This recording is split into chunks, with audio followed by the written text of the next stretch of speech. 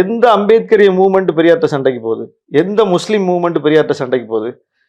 எந்த கம்யூனிச மூவ்மெண்ட் பெரியார்ட்ட சண்டைக்கு போகுது? எந்த தமிழ் அறிஞர்கள் பெரியார்ட்ட சண்டைக்கு போறாங்க சொல்லுங்க. வாழும் காலத்தில் நம்ம பாக்குறோம். நீங்க மனவை முஸ்தபா ஒரு அறிவியல் தமிழ் அறிஞர். 8 டிக்ஷனரி நான் வச்சிருக்கேன், உங்களுக்கு காட்டுறேன். மருத்துவ கலைச்சொல் அகராதி, கணினி கலைச்சொல் அகராதின்னு லட்சக்கணக்கான கலை சொற்களை கண்டெடுத்து நமக்கு ஆவணமாக்கி தந்திருக்கிற ஒரு அறிஞர். அவர் வீட்டுக்கு போனா பெரியார் படம் இருந்துச்சு.